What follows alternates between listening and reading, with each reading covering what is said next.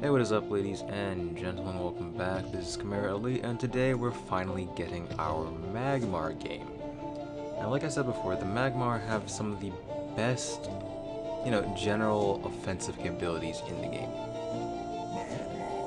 But again, it's kind of like the organ, or the Wolfen in Dogs of War Online, in that you have to temper your aggression with some level of strategy. You can't just constantly have your hero wailing on enemy units, the enemy general. You have to wait until you're in an advantageous position. And oftentimes, I don't even like to really use my general as removal, because if I have to hit something, that means my general is also taking damage.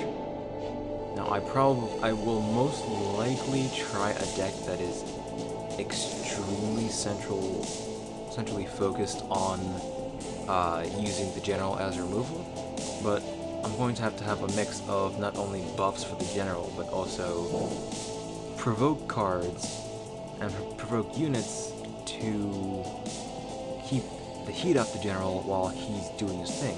I'm also going to need a few healing cards to make sure that he doesn't drop drop to the point where the enemy general can just summon something with Rush and kill him immediately. Now right here, he had a choice. He could either, just wait and have that card grow into a problem that he couldn't solve easily without, throwing everything he had at it. Or he could sacrifice 5 life now and start to actually deal with the problem, near immediately.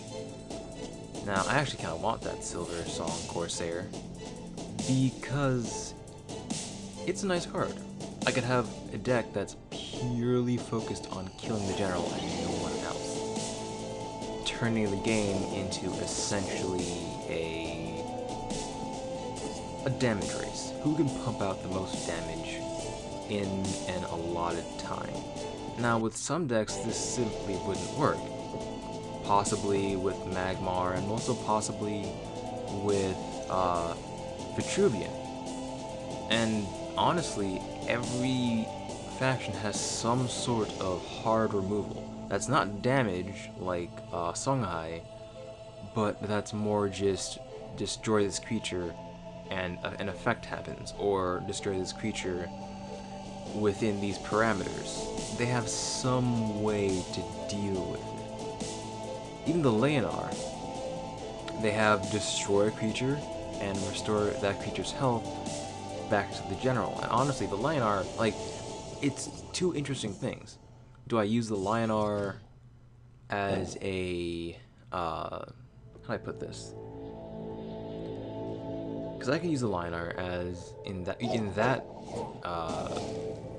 role as a buffing force, as a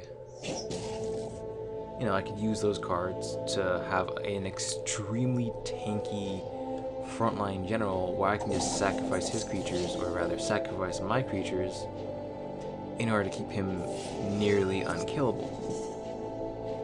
But I don't especially like that idea, because I like my units. They're there, they're protecting me. Am I seriously just gonna murder them? Not murder them, just kill them with, no expectation? No. I'm gonna use them and not be overly risky, because there's no real benefit to that. Now at this point, it's interesting. He has a few cards that give him really great board presence, but I just threw out a 1/7 with +4/+4 growth, meaning next turn that's going to be a 5/11, I believe. Or actually, sorry, pardon me, 5/12. Either way, it's going to be extremely powerful and an issue that he has to deal with. Now, however, I've got my own plans. Specifically, I've got a rush card to take down to take down what I need to. I've pretty much got everything worked out to whatever I need. Specifically, that provoke card, that 4/5, I can deal with that. The 3-cost rush, the Saber Spine Tiger. He's a 3/2 rush. His purpose is to get out there immediately, deal good damage, and immediately just take out whatever the problem is. Now, specifically, my main problem is that 4/4 that can take damage from my general, because it doesn't matter how powerful my general is, if his damage is nullified, there's no real point. Now, he's seemingly ahead, but main problem is, that would change that whole dichotomy, is the simple, I just took out 2 of his most powerful creatures, and I still have a 5/7 just sitting there, still growing. And I put out more, how do I put this? I also put out even more provoke cards to shift his, what's the word I'm looking for?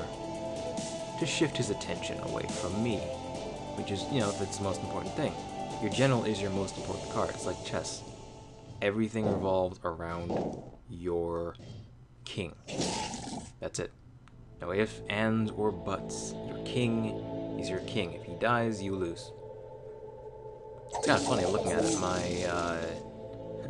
My Colossus is almost as he's honestly stronger than my general, which is kind of funny thinking about it. But here, I now have a 9/10. Sorry, 9/11. And that's going to continue to be an issue, which is awesome. I love it. It's a fantastic card.